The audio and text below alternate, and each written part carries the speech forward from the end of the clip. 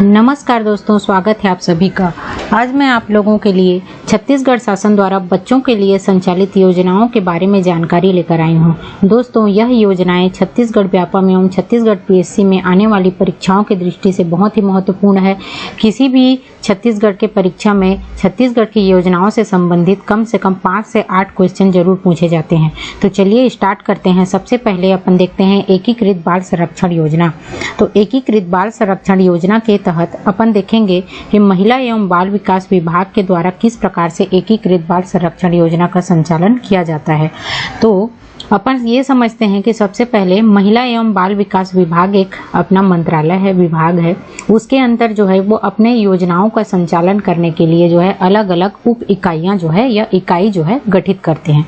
तो इसमें योजनाओं का संचालन करने के लिए सबसे पहले तो महिला एवं बाल विकास विभाग के जो नोडल ऑफिसर्स होते हैं वो एक इकाई होते हैं, बाल संरक्षण समिति होते हैं, राज्य दत्तक ग्रहण संसाधन अभिकरण होते हैं, जिला बाल संरक्षण इकाई, बाल कल्याण समिति, किशोर न्याय बोर्ड, बाल देखरेख संस्थाएं और उल्लास कार्यक्रम। इन सभी के द्वारा महिला एवं बाल विकास विभाग के द्वारा जो है अपनी योजनाओं का संचालन जो है कराया जाता है। ठीक है, तो अब अपन देखते हैं कि ये जो इकाइयां हैं किस प्रकार से और कौन कौन से योजनाएं जो है बच्चों के लिए अभी वर्तमान में संचालित की हुई हैं। तो सबसे पहले विधि विवादित बच्चे, है ना। तो इसके लिए देखते हैं कि विधि विवादित बच्चे तथा देखरेख एवं संरक्षण की आवश्यकता वालों बच्चे के लिए संस्थागत कौन कौन से कार्यक्रम जो है चलाए जाते हैं। ठीक है, तो इसमें जो है विधि विवादित बच्चे कहने का क्या अर्थ है। विधि विवादित कहने का तात्पर्य है कि वह बच्चे जिनसे कानून का उल्लंघन हो जाता है, मतलब कानून के विरुद्ध जो कुछ कार्य कर लेते हैं, गलती से हो जाता है, उनके लिए जो है संस्थागत कौन कौन से कार्यक्रम जो है चलाए जाते हैं और किस प्रकार से चलाए जाते हैं ये देखेंगे। ठीक है अपन, तो किशोर न्याय अधिनियम समेकित बाल संरक्षण योजना के अंतर्गत राज्य में संस्थागत देखरेख कार्यक्रम संचालित किए जा रहे हैं। ठीक है, देखरेख एवं संरक्षण की आवश्यकता वाले बालकों के लिए राज्य में शासकीय बाल गृह भी है और अशासकीय बाल गृह है। खुला आश्रय गृह, विशेषीकृत दत्तक ग्रहण एजेंसी संचालित हैं। तो कौन कौन से प्रकार के, ये 4 प्रकार के जो हैं, इन जो जिनके द्वारा कानून का उल्लंघन हो जाता है उन बच्चों के देखरेख के लिए एक तो शासकीय बाल गृह है, अशासकीय बाल गृह है, खुला आश्रय गृह है और विशेषीकृत दत्तक ग्रहण एजेंसी जो है संचालित है।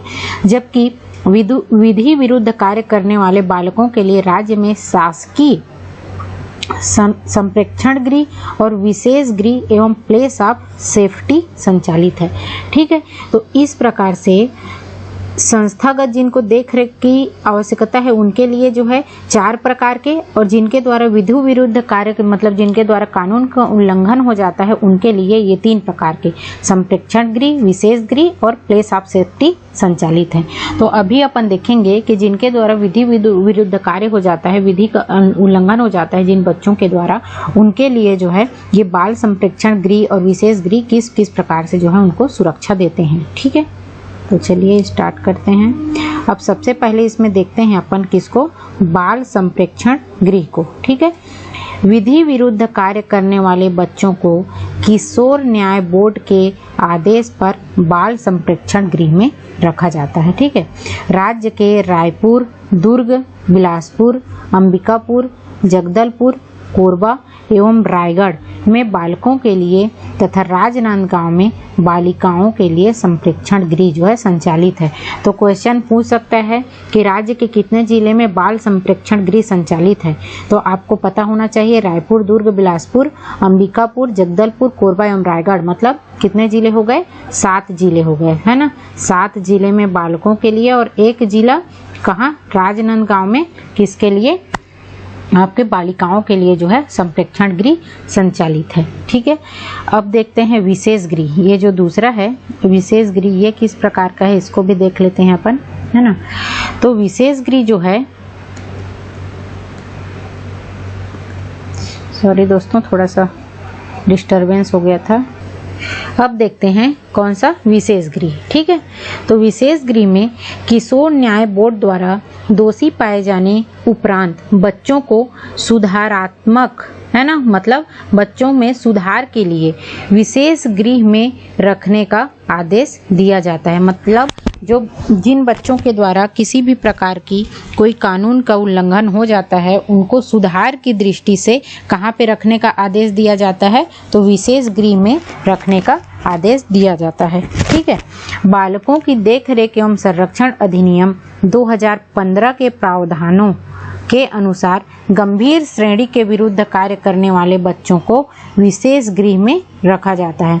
मतलब जिनके द्वारा गंभीर श्रेणी का कार्य किया गया रहता है, उनको क्या कहते हैं, अपन विशेष गृह में रखते हैं। वर्तमान में कहाँ पे, एक तो दुर्ग में और दूसरा अंबिकापुर में बालकों के लिए और राजनांदगांव में बालिकाओं के लिए विशेष गृह संचालित है। तो यहाँ पे 2 जिले आ जाएंगे, किसके लिए, आपके विशेष गृह के लिए, और 1 जिला आ जाएगा बालिकाओं के लिए विशेष गृह के लिए। ठीक है।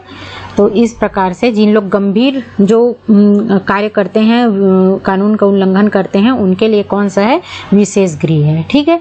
और जिन लोग सामान्य, जैसे कि जिनको देख रेख की जरूरत होती है, उनको बाल संप्रेक्षण गृह में रखा जाता है। ठीक है। अब आते हैं अपन place of safety. Place of safety क्या है, इसके बारे में पढ़ते हैं। ठीक है। तो प्लेस ऑफ सेफ्टी है किशोर न्याय बालकों की देखरेख एवं संरक्षण अधिनियम 2015 की धारा 19 के 3 के अनुसार विधि विरुद्ध कार्य करने वाले ऐसे बच्चे जिनकी उम्र 16 वर्ष से अधिक है एवं जिन्होंने गंभीर अपराध किया है, उनको किशोर न्याय बोर्ड या बाल न्यायालय के आदेश पर प्लेस ऑफ सेफ्टी में रखा जाता है। मतलब जिनको जो है, ये जो है अधिनियम है अपना किशोर न्याय अधिनियम 2015 की धारा 19 के तहत जिनके द्वारा जो है दोष सिद्धि हो जाती है ना, जो किशोर न्याय बोर्ड या बाल न्यायालय के द्वारा उनके ऊपर जो है अपराध सिद्ध हो जाता है, उनको प्लेस ऑफ सेफ्टी में रखा जाता है। वर्तमान में रायपुर एवं बस्तर में 25-25 की क्षमता का प्लेस ऑफ सेफ्टी संचालित है। तो ये आपको याद रखना है, कहाँ कहाँ पे, सिर्फ 2 जिले हैं, रायपुर एवं बस्तर। ठीक है। अब देखते हैं अपन खुला आश्रय गृह। ठीक है। खुला आश्रय गृह क्या है, तो घुमंतु या सड़क पर कचरा बीनने वाले बच्चे जिन्हें परिवार का सहयोग नहीं मिलता अथवा संकटग्रस्त ऐसे बच्चे जो बाल श्रमिक हैं पर बाल श्रम अधिनियम के अंतर्गत नहीं हैं, है ना, ऐसे बच्चों को मुख्य धारा में लाने व दिन रात आश्रय प्रदान करने हेतु बालकों के लिए खुला आश्रय गृह राज्य के रायपुर, दुर्ग, बिलासपुर, रायगढ़, जसपुर, अंबिकापुर, बस्तर, दंतेवाड़ा एवं कोरबा में संचालित है। ठीक है। तो जो बच्चे लोग बाहर में घूमते रहते हैं, बाहर में सड़क में कचरा बीनने का कार्य करते हैं और जो बाल श्रमिक हैं, है ना, और बाल श्रम अधिनियम के अंतर्गत नहीं आते हैं, ऐसे बच्चों को मुख्य धारा में लाने, मतलब कि दिन रात जो है का आश्रय प्रदान करने के लिए, कहने का मतलब है कि उनको घर भी मिल जाए और उनको जो है खाना भी मिले और उनको किसी प्रकार का काम भी मिले। तो इस प्रकार जो है उनको आश्रय देने के लिए खुला आश्रय गृह है। और कितने जगहों में संचालित है, ये जो है 9 जिलों में संचालित है ना। खुला आश्रय जो है कितने जिलों में संचालित है, आपको जिलों का नाम याद रखना है, रायपुर, दुर्ग, बिलासपुर, रायगढ़, जसपुर, अंबिकापुर, बस्तर, दंतेवाड़ा एवं कोरबा। ठीक है। अब देखते हैं बाल गृह। बाल गृह क्या होता है, देख रेख एवं संरक्षण की आवश्यकता वाले ऐसे बच्चे जिन्हें दीर्घ अवधि के लिए आश्रय, देख रेख एवं संरक्षण की आवश्यकता होती है, उन्हें बालक कल्याण समिति के द्वारा जो है आदेश दिया जाता है बाल गृह में रखने के लिए।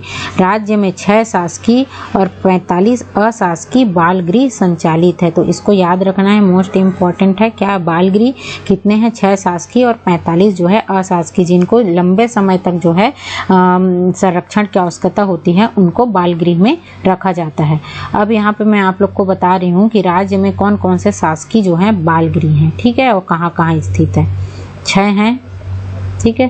तो ये 6 जो है, देखिए, शासकीय बाल गृह रायपुर माना कैंप, ठीक है, रायपुर जिले में है। माना कैंप रायपुर में अपना 2 है। ठीक है। फिर उसके बाद वृंदावन कॉलोनी जगदलपुर बस्तर, जिला बस्तर में। पंच बिल्डिंग वन परिसर दुर्ग छत्तीसगढ़ दुर्ग में, नूतन कॉलोनी चौक है ये सरकंडा बिलासपुर में, है ना। तो बिलासपुर में एक हो गया, दुर्ग में एक हो गया, बस्तर में एक हो गया और रायपुर में 2 हो गया। एक और है कवर्धा शिक्षक कॉलोनी कवर्धा जिला कबीरधाम में। तो ये 6 जो है शासकीय बाल गृह है, इनको आपको याद रखना है, ठीक है। अब चलिए आगे बढ़ते हैं। दत्तक ग्रहण स्थापन एजेंसी, ये क्या होती है? परित्यक्त तथा समर्पित बच्चे जिन्हें दत्तक पर दिया जाना होता है, उन बच्चों के लिए कार्यवाही दत्तक ग्रहण स्थापन एजेंसी द्वारा की जाती है। इसकी क्षमता 10 बच्चों की होती है। वर्तमान में रायपुर, दुर्ग, बिलासपुर में 2 इकाई, रायगढ़, दंतेवाड़ा, महासमुंद, कांकेर, कवर्धा, जसपुर एवं अंबिकापुर में दत्तक ग्रहण एजेंसी स्थापित है। कितने जिले हो गए? 10 जिले, ठीक है। तो 10 जिलों में क्या है? दत्तक ग्रहण एजेंसी जो है स्थापित है, ठीक है।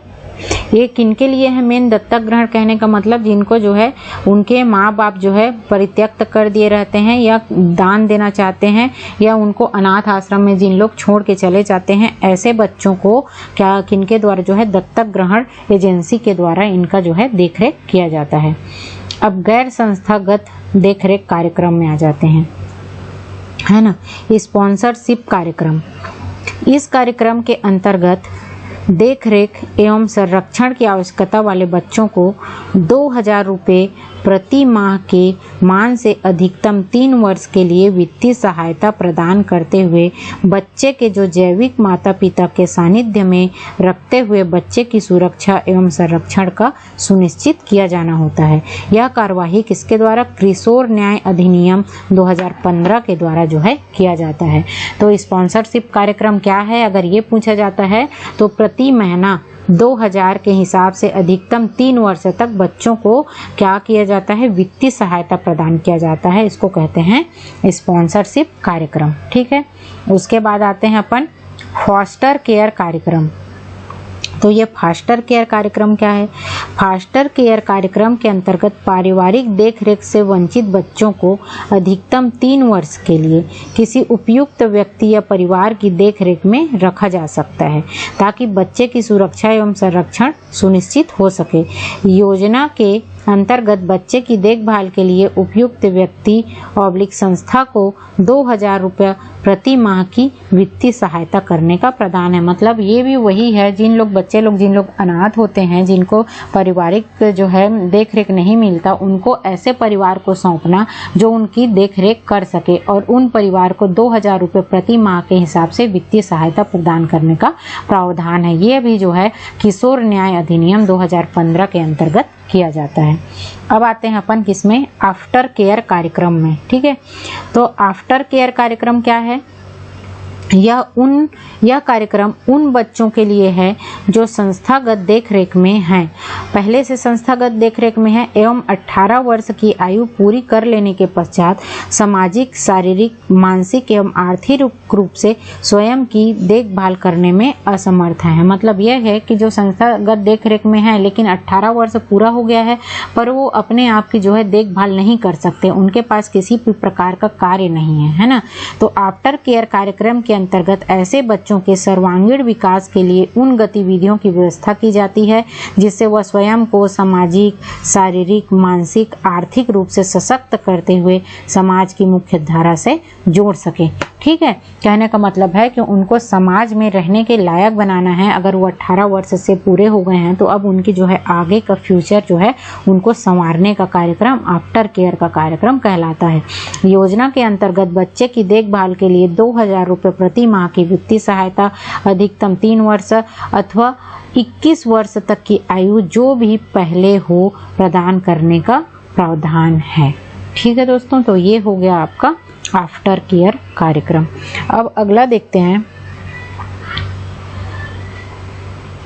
राज्य में संचालित बाल देखरेख का संस्थाओं का अनिवार्य पंजीयन। ठीक है, तो जो संस्थाएं हैं जो राज्य में संचालित हैं, जो बच्चों का देखरेख करती हैं, उनका जो है पंजीयन करवाना अनिवार्य है। यहाँ पे किशोर न्याय अधिनियम 2015 की धारा 41 के अनुपालन में राज्य में संचालित सभी बाल देखरेख संस्थाओं के निरीक्षण के उपरांत पंजीयन जो है अनिवार्य कर दिया गया है। प्रावधान के अनुपालन में राज्य सरकार द्वारा समाचार पत्र में भी सूचना जारी कर दिया गया है कि सभी देखरेख संस्थाओं को पंजीकरण के लिए आवेदन प्रस्तुत करना है।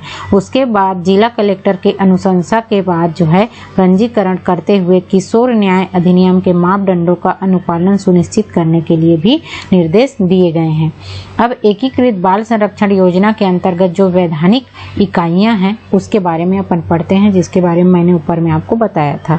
तो जो है कौन कौन से एकीकृत बाल संरक्षण योजना की इकाई है? सबसे पहले तो बाल कल्याण समिति। तो बाल कल्याण समिति क्या होती है? किशोर न्याय अधिनियम के अंतर्गत बाल कल्याण समिति सुरक्षा एवं संरक्षण की आवश्यकता वाले बालकों के संबंध में निर्णय देने के लिए सक्षम प्राधिकारी है। मतलब जिन बच्चों को सुरक्षा और संरक्षण की आवश्यकता है उनके बारे में जो निर्णय लेना है वो कौन लेता है? बाल कल्याण समिति है। राज्य के सभी 27 जिलों में बाल कल्याण समिति जो है गठित है। समिति में एक अध्यक्ष, 4 सदस्य, एक महिला सदस्य होना आवश्यक है। समिति मजिस्ट्रेट के रूप में कार्य करती है और सभी शक्तियां प्राप्त होते हैं इनको, जो संहिता 1973-74 की धारा 2 द्वारा किसी महानगरीय न्यायिक मजिस्ट्रेट को प्राप्त है। ठीक है, मतलब जो न्यायालय के मजिस्ट्रेट हैं उनको जितनी भी शक्तियां प्राप्त है वो सभी जो शक्तियां इनकी मजिस्ट्रेट को प्राप्त है। ठीक है, समिति का गठन राज्य स्तरीय चयन समिति जो कि उच्च न्यायालय के सेवानिवृत्त न्यायाधीश की अध्यक्षता में गठित की गई है या उनके द्वारा गठित जो है किया जाता है। ठीक है, तो जो सेवानिवृत्त उच्च न्यायालय के न्यायाधीश होते हैं वो अध्यक्ष होते हैं और उनके जो अध्यक्षता में समिति को गठित किया जाता है। इस समिति में एक अध्यक्ष, 4 सदस्य होते हैं। ये मेन है, आपको याद रखना है। ठीक है, कितने सदस्य होते हैं इसमें? 4 सदस्य होते हैं और इसमें से एक महिला सदस्य होना क्या है? अनिवार्य है। ठीक है, अब देखते हैं अपन किशोर न्याय बोर्ड। किशोर न्याय बोर्ड क्या है? किशोर न्याय बोर्ड न्याय अधिनियम के अंतर्गत विधि का उल्लंघन करने वाले बालकों के संबंध में निर्णय देने के लिए सक्षम प्राधिकारी किशोर न्याय बोर्ड है। ठीक है, मतलब ये वो है जो जिन लोग विधि का उल्लंघन किए रहते हैं, कानून का उल्लंघन किए रहते हैं, उनको सजा देना या उनको किस प्रकार से जो है उनका आगे जो है न्याय लेना, इसका कार्य जो है कौन करता है? किशोर न्याय बोर्ड करता है। इसमें जो है एक अध्यक्ष और 2 सदस्य होते हैं, उसमें से एक महिला सदस्य होते हैं। बोर्ड के अध्यक्ष जो है प्रथम श्रेणी के न्यायिक मजिस्ट्रेट होते हैं और 2 जो सदस्य होते हैं वो सामाजिक कार्यकर्ता जो होते हैं। सामाजिक कार्यकर्ता का चयन राज्य स्तरीय चयन समिति के द्वारा की जाती है। ये भी राज्य के 27 जिलों में गठित है। ठीक है, अब देखते हैं विशेष किशोर पुलिस इकाई। तो ये किशोर पुलिस इकाई क्या होती है? किशोर न्याय अधिनियम के धारा 107 के प्रावधानों के अनुसार पुलिस प्रशासन द्वारा सभी पुलिस जिलों में विशेष किशोर पुलिस इकाई का गठन किया गया है। इसके अंतर्गत उप पुलिस अधीक्षक स्तर के अधिकारी बालक कल्याण अधिकारी के रूप में नामित होते हैं। मतलब जो उप पुलिस अधीक्षक होते हैं, है ना, वो क्या है? बालक कल्याण अधिकारी के रूप में नामित किए गए हैं। यह इकाई देख रेख एवं संरक्षण की आवश्यकता वाले बालकों एवं विधि विरुद्ध कार्य करने वाले बालकों के मामलों में सक्षम प्राधिकारी तक पहुंचाती है। ठीक है,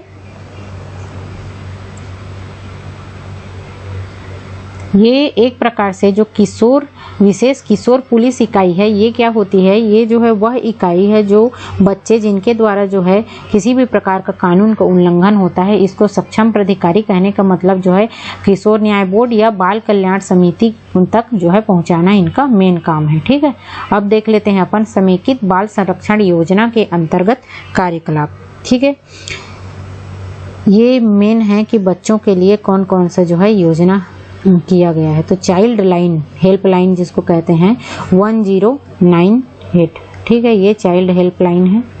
चाइल्ड लाइन सुरक्षा एवं देखरेख के जरूरतमंद बच्चों के लिए 24 घंटे आकस्मिक फोन सेवा है, जो उन्हें आपातकालीन सेवा या दीर्घ अवधि देखरेख एवं पुनर्वास सेवाओं से जोड़ती है। इस सेवा का प्रयोग कोई भी संकटग्रस्त बच्चा या उसकी ओर से कोई अन्य 1098 पर टोल फ्री नंबर पर फोन करके कर सकता है।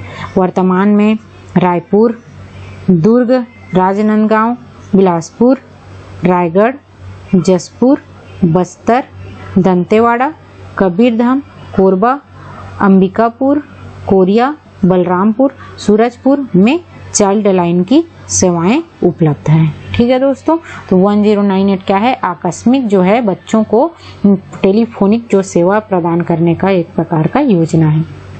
विकास खंड स्तर एवं पंचायत स्तर पर बाल संरक्षण समितियों का गठन किया जा रहा है। बाल संरक्षण समितियों के माध्यम से मैदानी स्तर पर बच्चों के देखरेख एवं संरक्षण में मदद मिलेगी। ठीक है, तो आज के लिए दोस्तों बाल संरक्षण से योजनाओं के लिए इतना ही। मिलते हैं अपन नेक्स्ट क्लास में, जिसमें मैं योजनाओं से संबंधित अन्य क्लास लेकर आने वाली हूं। उसमें जो है बच्चों से और महिलाओं से संबंधित समस्त योजनाओं को कवर करूंगी। अगर किसी को इसका PDF चाहिए तो मुझे आप कमेंट में बताइए, मैं टेलीग्राम में उपलब्ध करा दूंगी। टेलीग्राम का लिंक मेरे डिस्क्रिप्शन बॉक्स में रहता है, वहां से जाकर आप लोग उसको डाउनलोड करके इसको आप अपने पास सेव करके रख सकते हैं। तो उम्मीद करती हूँ दोस्तों मेरा यह वीडियो आप लोगों को पसंद आया होगा। पसंद आया हो तो प्लीज़ लाइक कीजिए, अपने दोस्तों में शेयर कीजिए और इसी प्रकार के अन्य जानकारी के लिए मेरे चैनल महामाया एकेडमी को सब्सक्राइब कीजिए। धन्यवाद।